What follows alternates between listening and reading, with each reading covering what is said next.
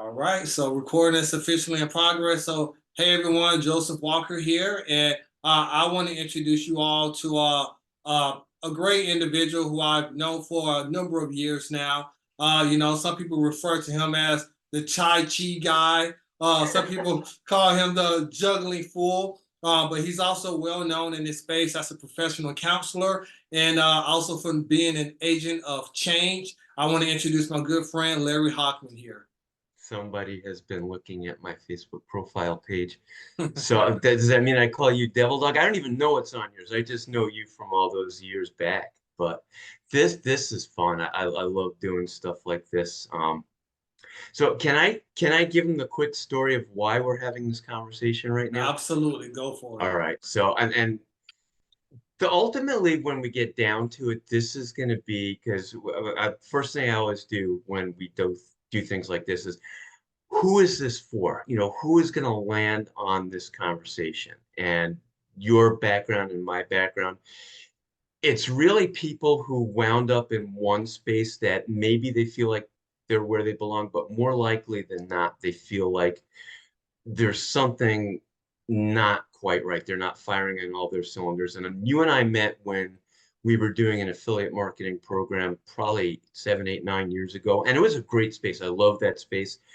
It ultimately, for lots of different reasons, some of them are private, is where I didn't belong.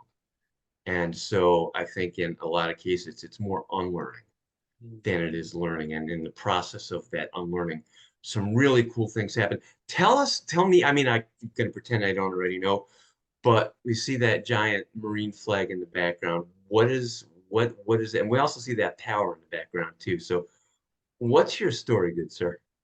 Yeah, sure thing. Well, hey, the ball is in my court. So, I have a very strong military background, as you already alluded to.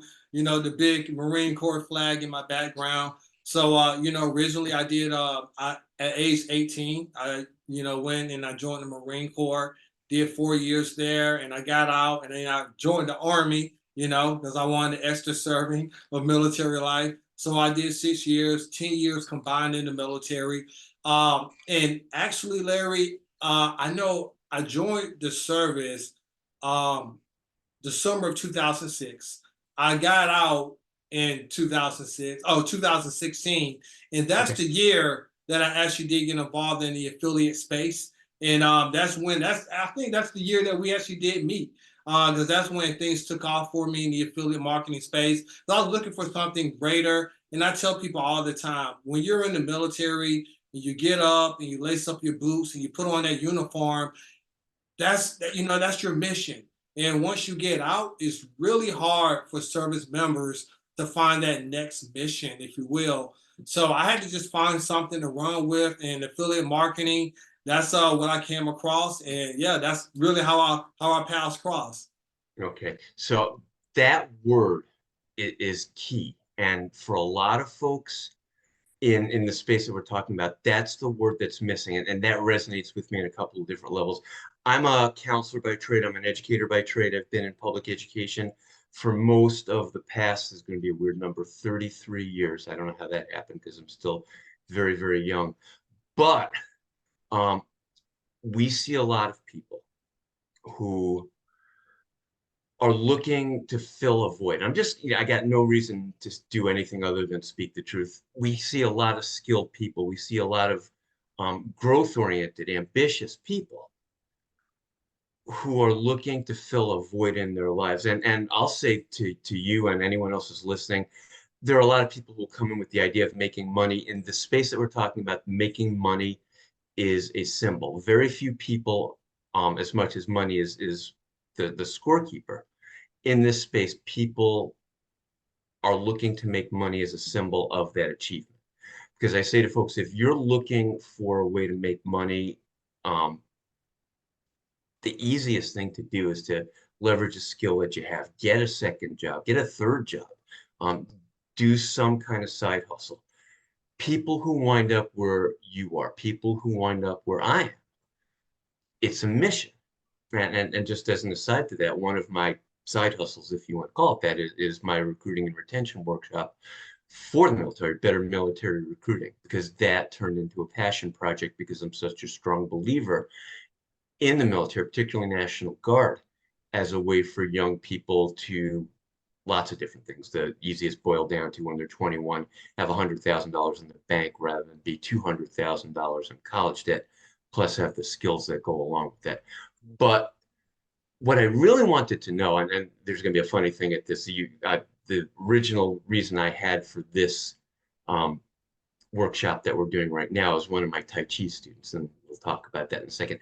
How did you land in the space that you're in right now? And I don't even know what to call it. I would call it lending, I suppose, para capital. But draw a line between where you were 8 years ago to where you are right now.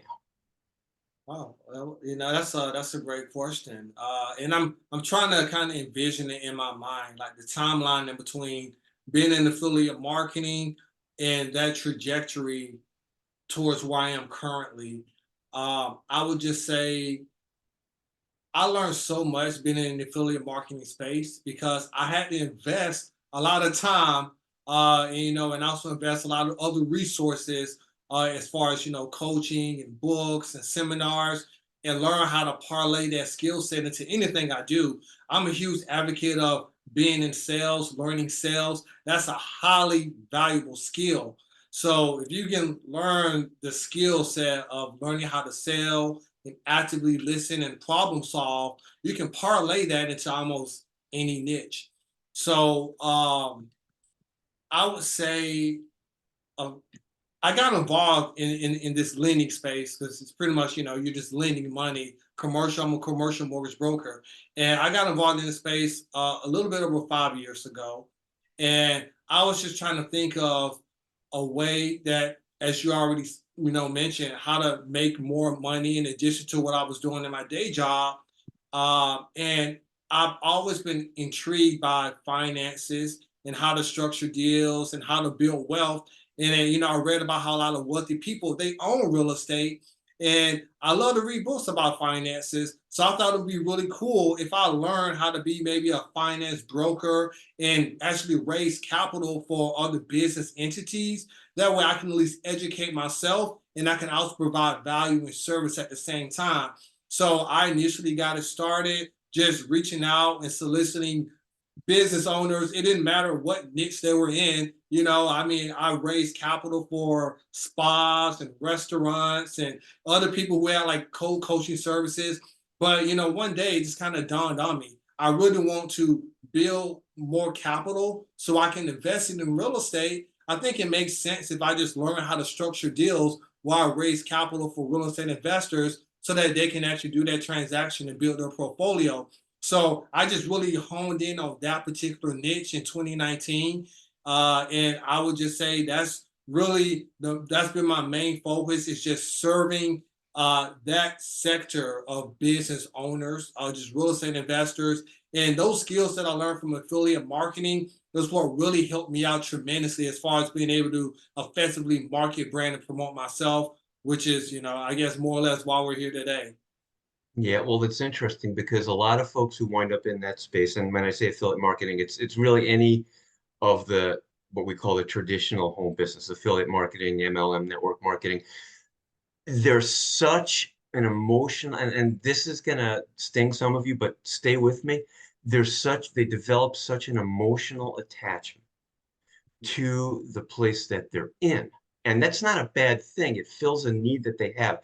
It gives, and again, I could say this because I was that person, especially in my first MLM. It gave such a home and a sense of belonging to so many. And it's a double-edged sword because it will satisfy that sense of belonging.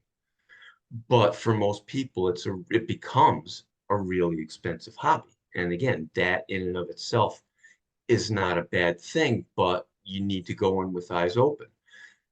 So what I love what you just said is you had that passion for learning. And it wasn't something that you had all along. What was your MOS when you the first time around? Military. What'd you do in the military? I was an infantry man. Okay, Absolutely so nothing to do with what I do today.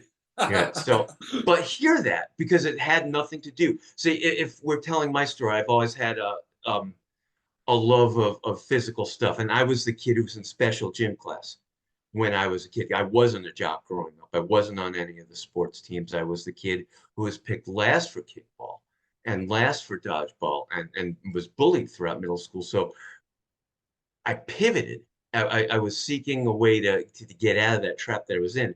And I did. I got very physically adept. I got physically fit. I got, to the point where I can get up on stage and be a professional juggler and be a professional, well, guy who they'll pay Tai Chi lessons for. But yours is, you took something, and this is the reason why I'm so excited about this conversation. You took what you learned in those spaces, in the affiliate marketing spaces, and you didn't just plow back into a company. You didn't just plow back into that need for belonging. You took it to the next space. You took it with the desire for service, and you scaffolded what you learned there and took it to a next level and grew beyond just what that particular company is doing. And maybe you could have gotten to that top level of the company, and maybe not, I don't even know, but um, you developed your skills. And this is the reason why you and I are having this conversation. And a quick backstory on this. I was talking with one of my Tai Chi students this past weekend, and we were just chatting some small talk after our session. And I said, "What are you doing for vacation?"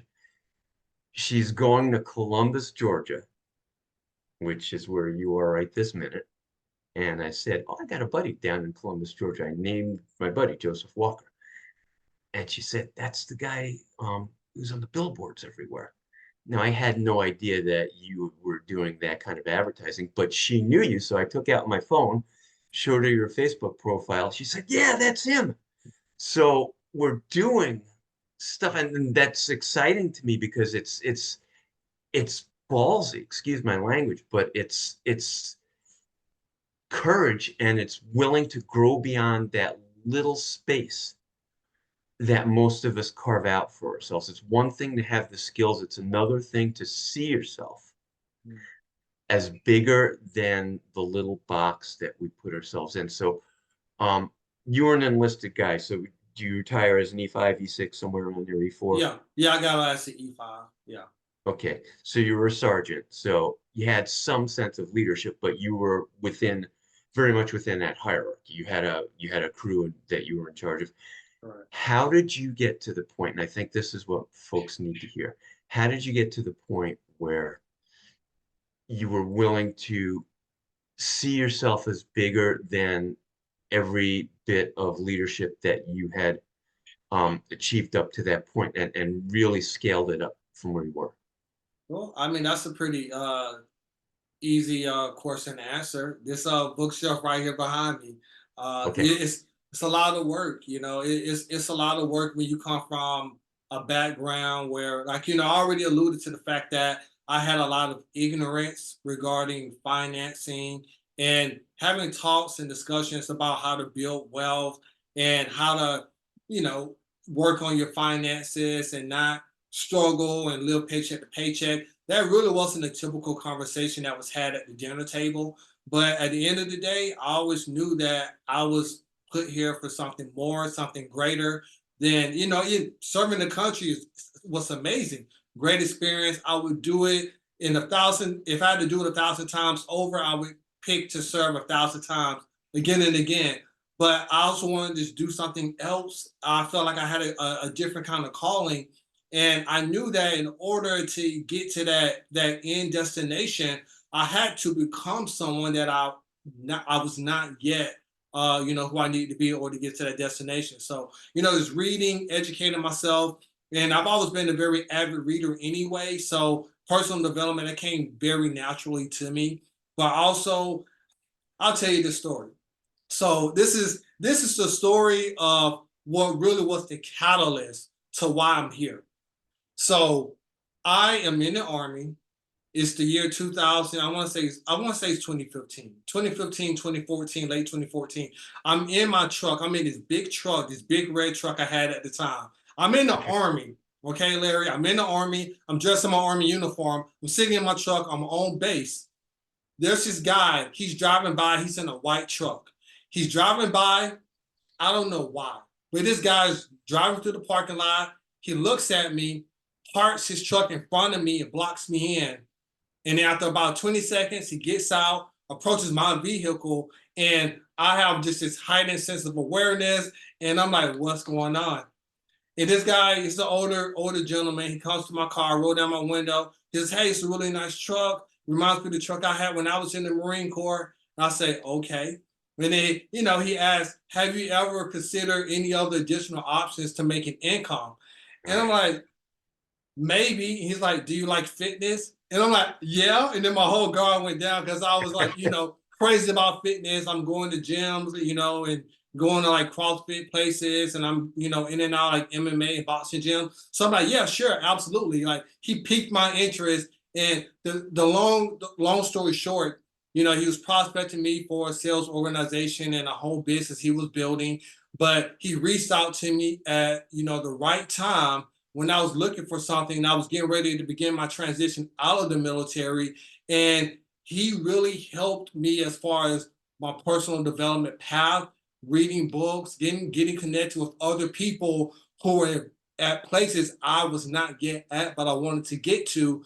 And he was really the catalyst. It was like a chance meeting. He had the courage to approach me, and I was just a totally different person back then. So, kudos to him for approaching me the way that he did. But I'm so thankful for that. And that was really the game changer, just being with the right person and really developing my mind with personal development, books, and being in the right group of people. Yeah, it's interesting. And I'll throw my little psychological spin on it. There's a psychologist from the mid 20th century named Albert Bandura who talked about modeling. So you'll get the same message, the short version of it is you'll get the same message from 1,000 people, but until it's somebody Mm. um, you can relate to or you have trust in, it's going to be a foreign language. It's just going to go right over your head. And then that right moment, the Joe Harry window, another big counseling term, when that window opens and you're in a space with the right message from the right messenger. And in my case, my first MLM was I wouldn't have heard it from anyone other than someone, so it was my cousin David who got us into our first MLM, my ex and I, and opened up this whole giant world. And again, the world of, and this is after I'd had a master's degree already in counseling and actually had finished an advanced degree, the one between master's and PhD in leadership.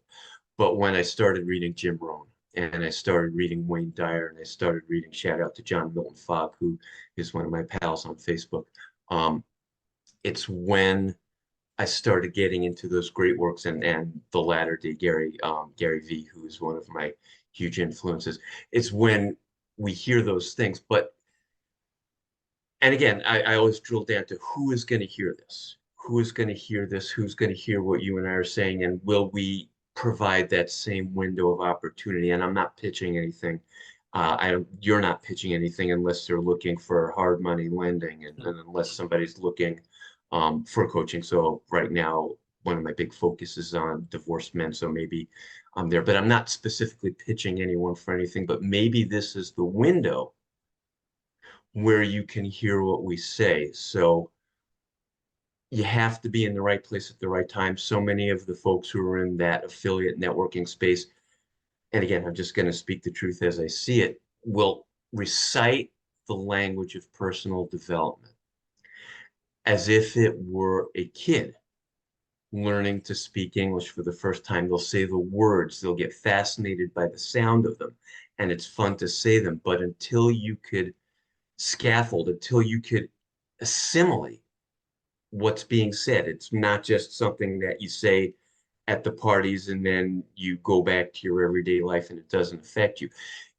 There has to be a jumping off point. There has to be something that detaches you from the reality that you're giving, that detaches you from being a sergeant in the Army, that detaches you from being a school counselor who's going to do their 35 years, retire and play golf. And there's nothing wrong with any of that. There's probably nothing wrong with what you're doing as the listener.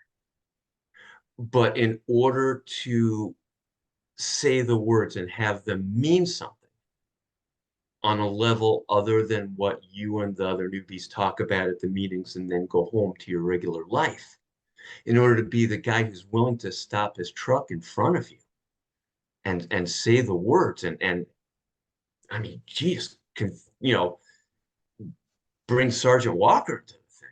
I mean, that's where, and to bring, Mr. Hochman, the counselor, is not just the guy, I don't know, I don't want to call it greatness because that's a little bit too, self-aggrandizing, but when you're willing to be the person rather than just say the words as some kind of code, rather than just use the way the meetings, the stuff as an escape from some part of your life that you don't necessarily love. And I'm going to say it again, it's not money. You want the money, go get a second job, go take whatever skill you have and leverage it. Nothing in the world wrong with waiting tables on the weekends to make some money. Nothing in the world wrong to do anything that you have. But the folks who are in this space, the folks who are likely listening to this right now, who are in this space, and I need your comments on this because I could be going way off base here. But the people who are in this space, they're not in it for the money. They're in it for, and the first time I heard this was from a guy named Randy Gage, divine dissatisfaction. There's something that they're not getting. There's something in their relationships. There's something in their physical being. There's something in their spirituality that's lacking.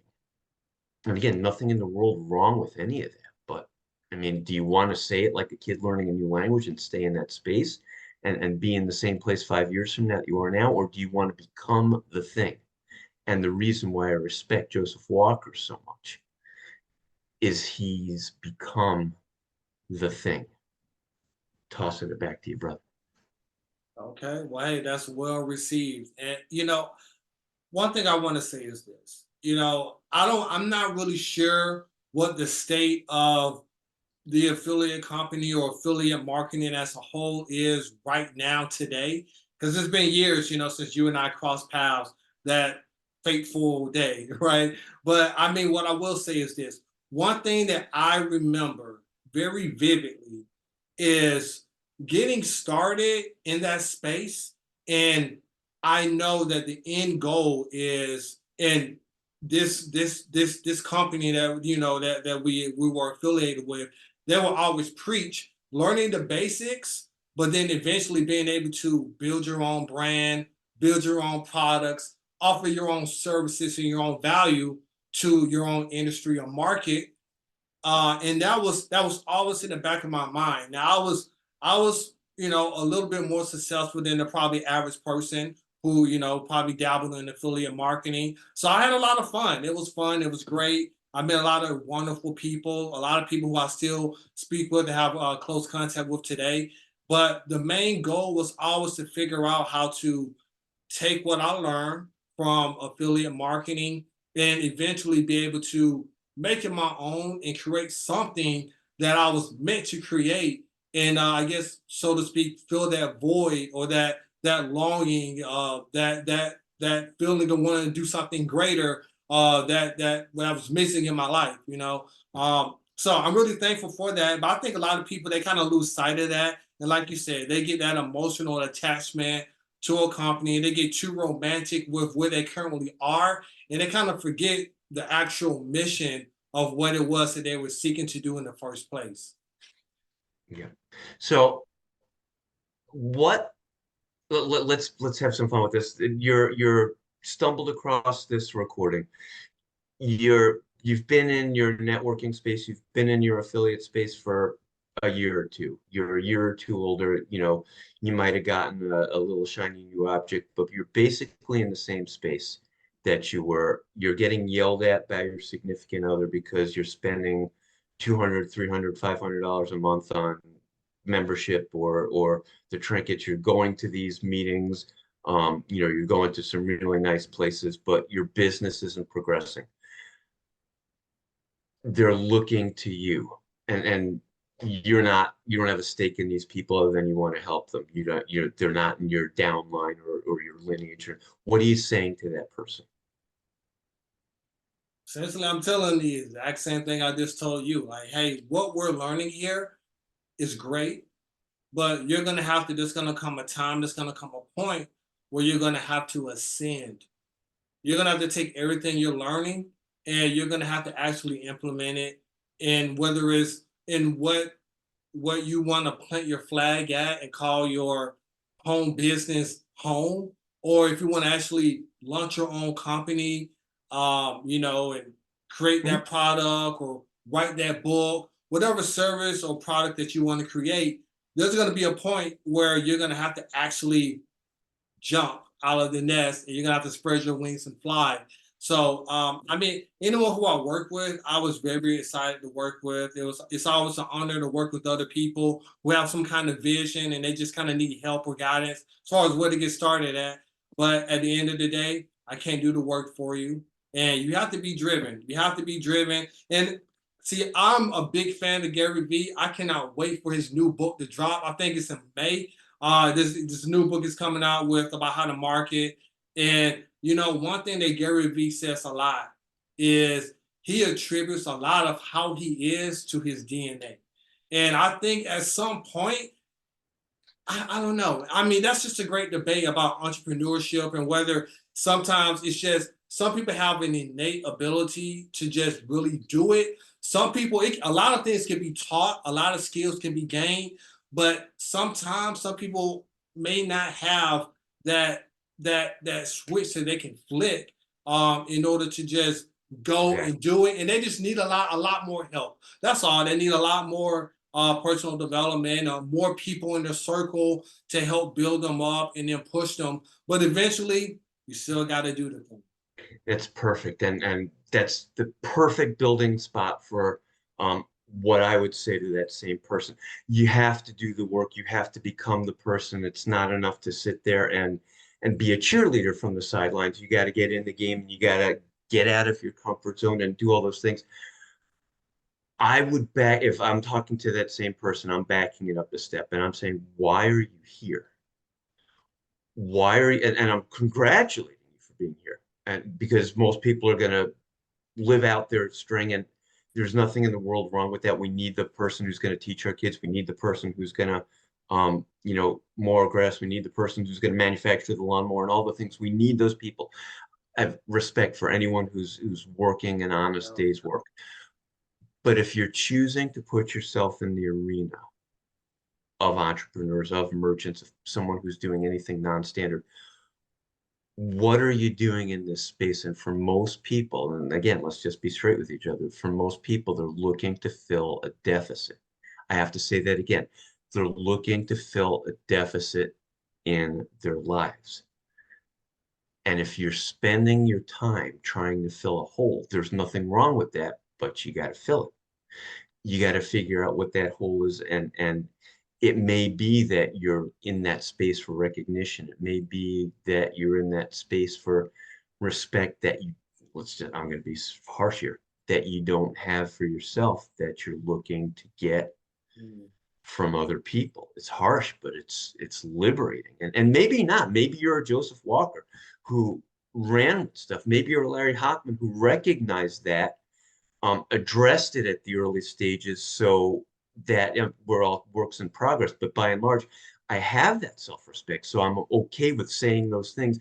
And I'm okay with making decisions. I'm in, you know, suburban Detroit, which I never thought I would have been in 7, 8 years ago, but here I am because of a whole bunch of decisions that I made that were painful, but that needed to be made. So what are you doing in that space? What are you hoping to get out of it? And what is holding you back from doing things, from becoming the person that gets your handsome face on a billboard in Columbus, Georgia, that lets you grow beyond what your station in life says you were supposed to go? What gets you to a place where when all your fellow teachers are they're counting the days, some of them, until they can retire and go play golf.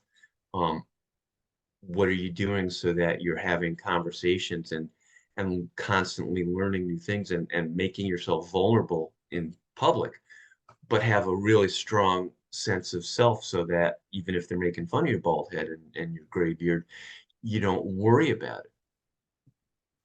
And you and I both know the money, the recognition, the quality of life follows when you get away from those things that you don't know are holding you back and you put them aside. That's when the things that you've learned, that's when the person you've become, the chances you're willing to take, that's when you'll stop being one of those also rans. And if you want to get the big giant check, and if you want to go on the cruise, and if you want to have people stopping and begging to take selfies with you, that's all great, but that's not what you're in it for at that point. You're in it because the money's great, the sense of effectiveness, and like you said, the sense of service are your motivating factors, not the need to prove anything to anyone because you already have it internally.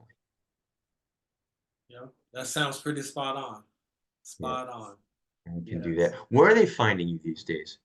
If someone's looking for you for anything, is your Facebook the easiest way to get a hold of you? You know what? Actually, I'm on every single major platform. I'm on Facebook mostly nowadays, but you can also reach me really on LinkedIn, Instagram. I have a YouTube channel for Power Capital Solutions, and I even have a TikTok. I'm not really sure quite yet how to work that thing, but I have a TikTok, and I put out content on there as well every single week too. Yeah, I suppose we can link in because we're gonna blast this out to places where it belongs, and I'm sure we could put our links on it. I'm Yes. looking at our time. We got about 2 minutes left, and I am actually dog sitting at the moment. So we got three doggies who are looking for me. I'm so glad that we did this. I'm so glad I had the thought, and I'm so glad I had the person who um, I felt good about riffing, masterminding. It's a overused word, but I'm glad we have the two people who could uncover the stuff, and then once we do it, actually build the structure. I mean, you're a Yes. structure builder, dude. Yeah, all about structure, man. All Yep, about structure. You gotta have it. You have yep, to, for yep. sure. All right. Well, I'm Yeah. glad we did this. All right, so Yes. find us. All right. So find us. And if you want to talk about lending, that's your guy. If you want to talk about breaking out of the cocoon, I'm your guy. You never know. We may send our folks to, depending what we're looking for. But hey, thank you for the time, man. I really, really appreciate it. Hey, listen, the pleasure was all mine. Thank you so much for also reaching out to me so we can actually set this up. And I hope and pray that anyone who's watching this, viewing this right now, or even in the future, they get a ton of value from this. And this can be a catalyst to them getting to the next level in their life. Absolutely. And my Yes. last tagline on that, whether you know it right now or not, whatever you're living at the moment, you are freaking worth it. Amen. All Awesome. right. Well, let's end it right there. All right. Sounds good.